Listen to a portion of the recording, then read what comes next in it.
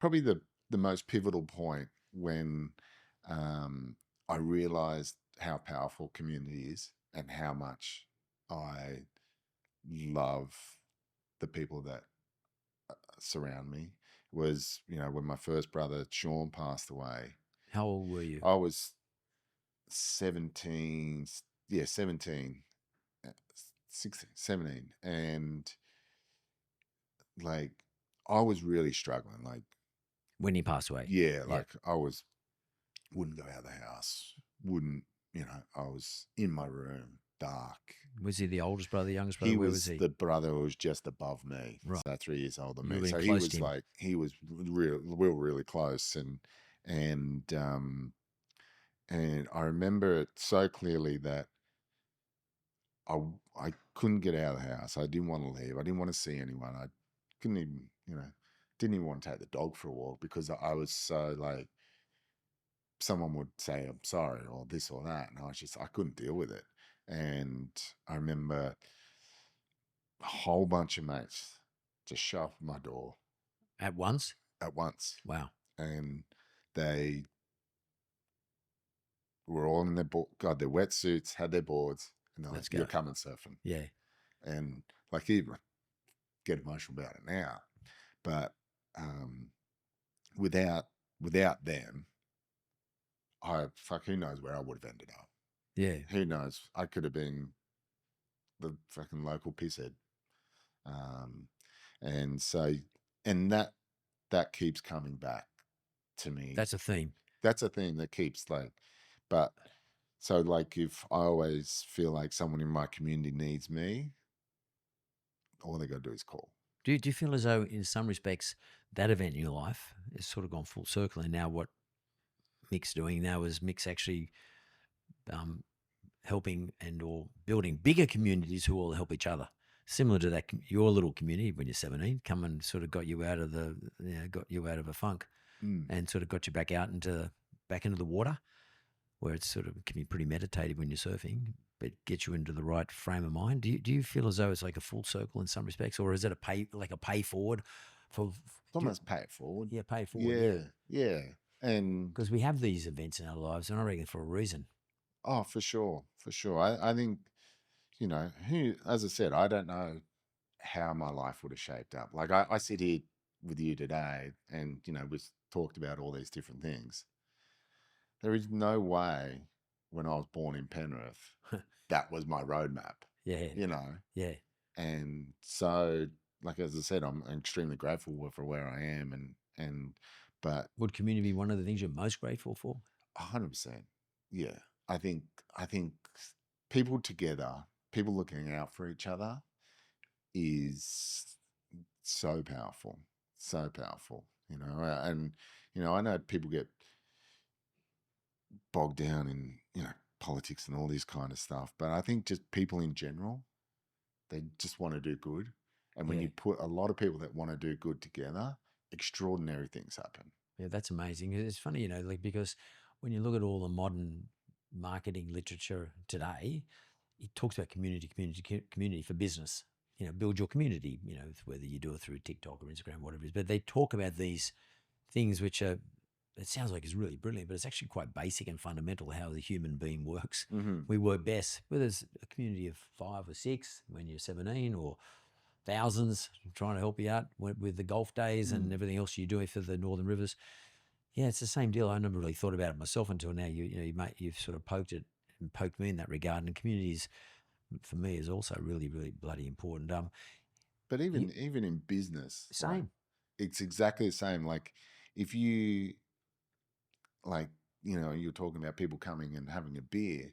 Like even in your world, if you treat one customer bad, yeah, he's going to tell someone else, aren't they? And then it's going to ripple effect. So you've got to be very genuine. I feel like you've got to be very genuine in the sense that you've got to be honest. Yeah. And you got to treat people the way they want to be treated. And some people are dickheads and shouldn't be treated anyway. Yeah, but it happens. But I think for the general population, people can see through most people well-meaning. Yeah. Most people well-meaning too. Yeah. They come up to you in the street, oh, you're Mick Fanning, can I get a photo? And that sort of stuff would happen.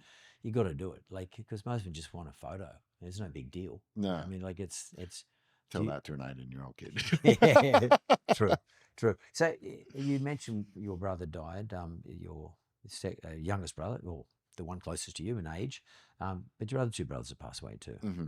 I mean, out of the 5 kids, there's only you and your sister still alive. That's pretty hectic. Extremely, yeah. It's like, I mean, I've got a brother and sister. I just can't imagine it. How do you deal with it? Like, is it a daily thing, or do you sort of talk to them? Like, do you feel as though you have a connection with them? Like, my mother and father both died in the last couple of years, and I still talk to my father and mother every night. Yeah. Just have a word to them, you know. Or sometimes when I'm driving home, in the old days when I was, in the old days, 2 years ago, I used to ring my parents every night on the way home from work, mainly because I knew if I spoke to my mum,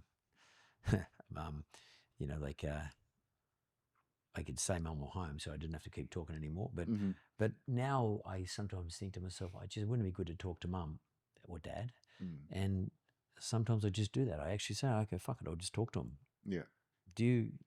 How do you feel about losing your other two brothers as well? And how do you communicate? Do you?